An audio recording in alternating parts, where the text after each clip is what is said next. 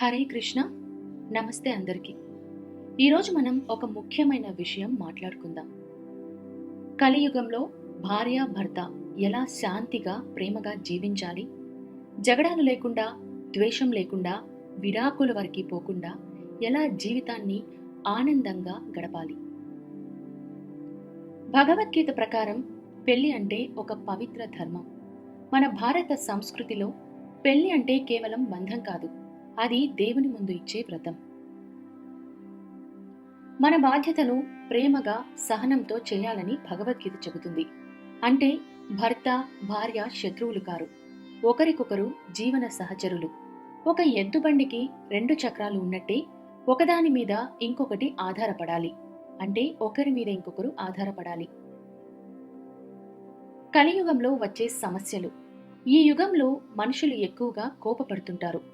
చిన్న విషయం కూడా పెద్ద గొడవవుతుంది. అహంకారం, అనుమానం, పోలికలు, ఆశలు, సహనం లేకపోవడం ఇవే అసలు శత్రువులు. భర్త కాదు, భార్య కాదు.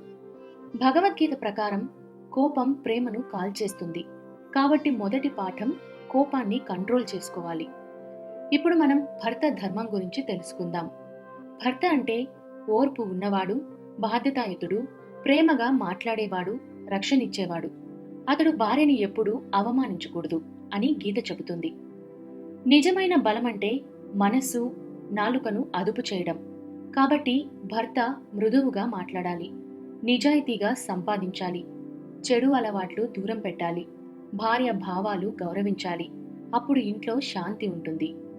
ఇకపోతే భార్య ధర్మం గురించి భగవద్గీత ఏమని చెబుతుందో చూద్దాం. భార్య అంటే ఇంటికి గుండె లాంటిది. ఆమె ఒక శక్తి.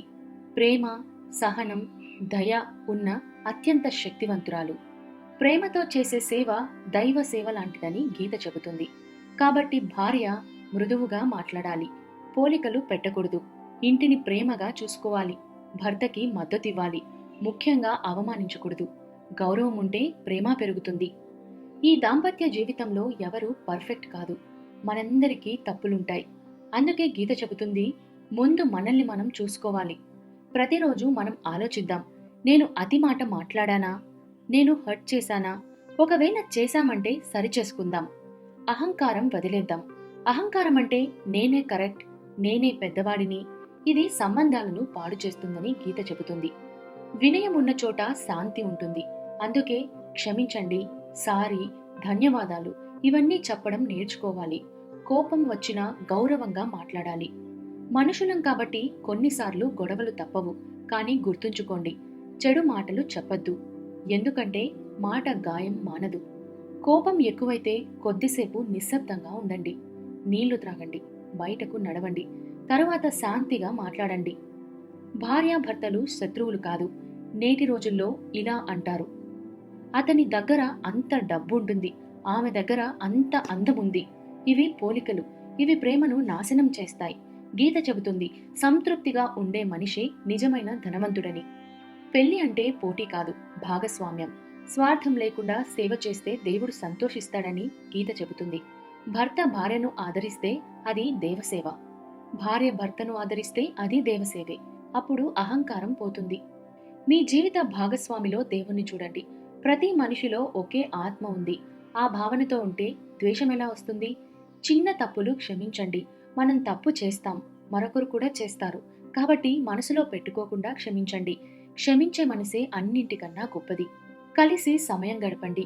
ఫోన్, టీవీ, వాట్సాప్లలో కాదు, మాటలలో జీవితం ఉంటుంది. రోజుకు 15 నిమిషాలైనా శాంతిగా మాట్లాడండి.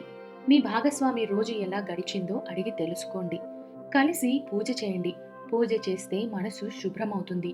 ఓం నమో భగవతే వాసుదేవాయ అని ఇద్దరూ కలిసి జపించండి.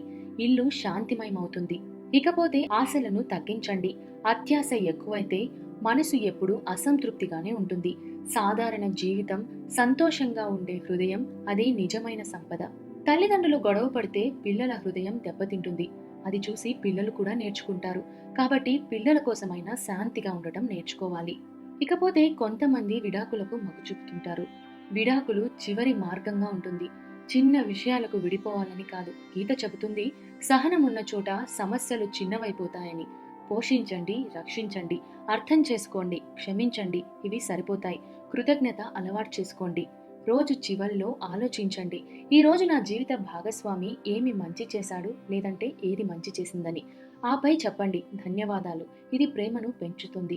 చివరి సందేశం ఏంటంటే, భగవద్గీత మనకు నేర్పింది ఒకటే: కోపం తగ్గించండి, అహంకారం వదలండి, ప్రేమగా మాట్లాడండి, క్షమించండి, దేవునిపై విశ్వాసం ఉంచండి. అప్పుడు భర్త భార్య జీవితమే దైవ మార్గం అవుతుంది. మీ అందరికీ ఒకటి చెప్పాలనుకుంటున్నాను. కలియుగం కష్టమైనదే, కానీ గీత మార్గం పాటిస్తే మన ఇల్లు స్వర్గమవుతుంది. మనమంతా ఈరోజు సంకల్పం చేసుకుందాం, గొడవలు కాదు, ప్రేమ, గౌరవం మరియు శాంతి మాత్రమేనని. ధన్యవాదాలు. ఈ వీడియో కనుక మీకు నచ్చినట్లయితే షేర్ చేయండి, కమెంట్ చేయండి. నమస్కారం.